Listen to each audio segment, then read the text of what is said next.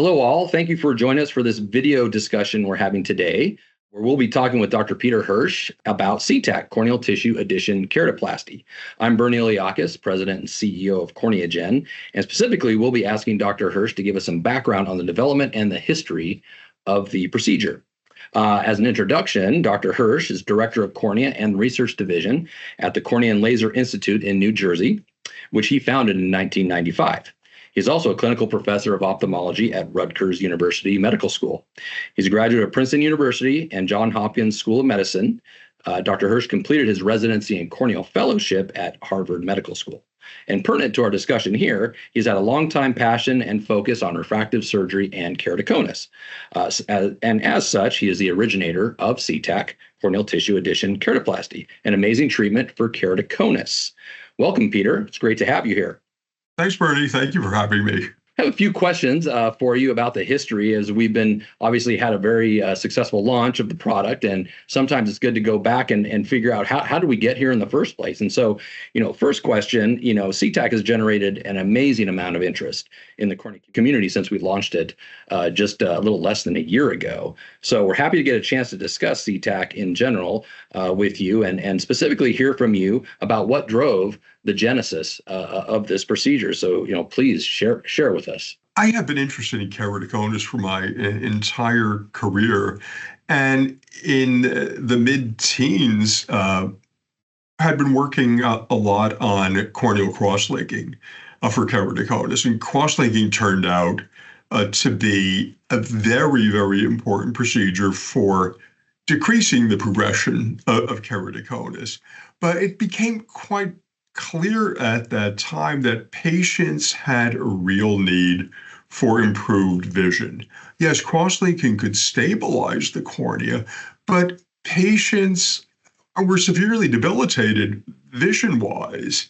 Having worked with preserved corneal tissue in the past, I thought that potentially using corneal tissue inlays could improve the corneal optical surface and enhance corneal topography.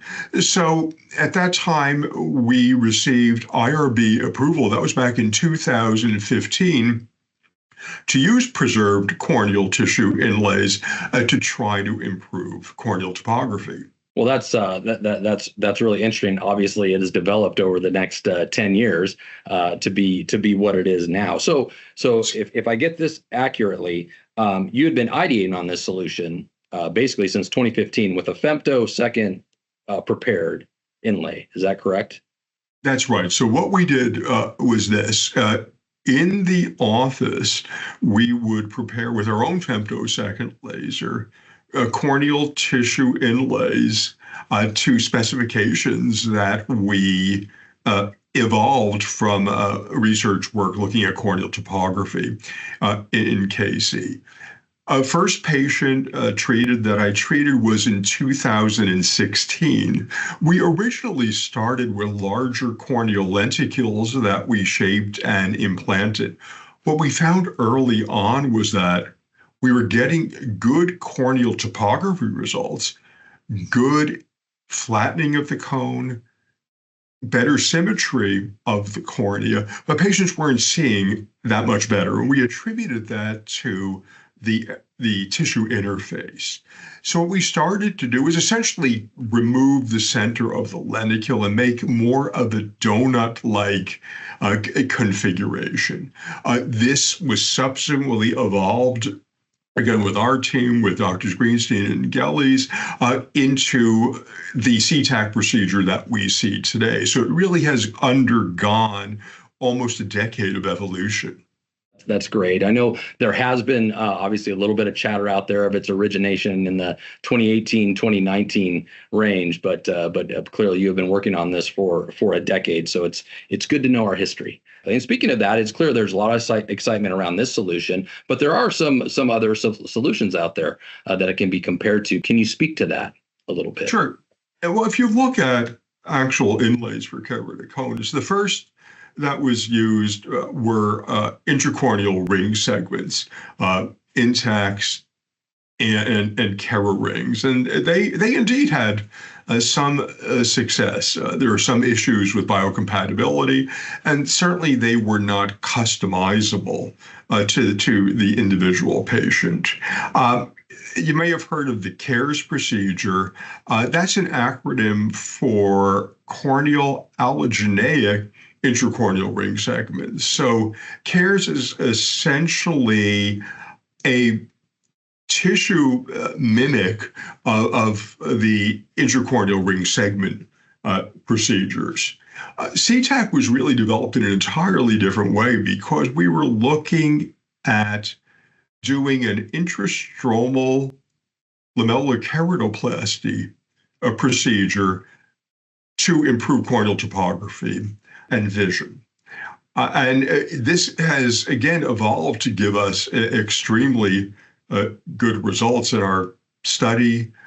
Patients improved on average 6 lines of their uncorrected vision and indeed have some kind of a wow effect. The next day, they are seeing a lot better. The other important attributes of CTAK are, number one, we are able to use a custom approach using patients' corneal topography and tomography data. Currently, we're using the Pentacam, but along with CorneaGem, we are trying to expand this to other topography and tomography instruments.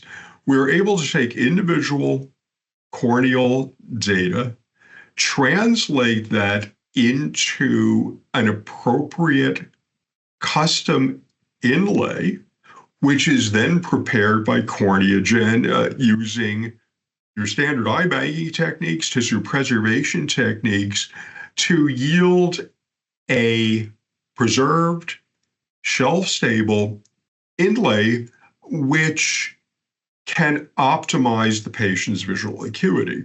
Important in this is indeed, in addition to the customized approach and the meticulous preparation of the tissue, we're also able to give the surgeon a suggested plan to optimize placement of the CTAK inlay, as well as its location with regard to the cone and with regard to the pupil. We have found long-term that the CorneaGen inlay tissue is biocompatible, very clear early on, and maintains clarity over a long period of time. In addition, the gamma irradiation makes the tissue very easy to use. It has a degree of stiffness to it that lets the surgeon apply it with fair ease. We think of CTAK as really being a surgical ecosystem. We have meticulously prepared tissue. We have specifications defining the custom tissue, specifications defining placement of the tissue, a surgical line of equipment designed to make this procedure something that's a fair ease for the surgeon and the patient. So the surgeon can embrace this ecosystem again, and I think get excellent patient results very quickly. No, absolutely. And it's certainly that. I think it's that comprehensive nature that have made so much excitement around it from surgeons, and to the point that our wet labs that we have and our trainings are booked, and now 60 plus surgeons that have done at least one, and dozens in the waiting to continue with this great comprehensive solution. And we're getting excellent feedback from the surgeons. I think they're very happy with the results, and more importantly, the patients really appreciate the results.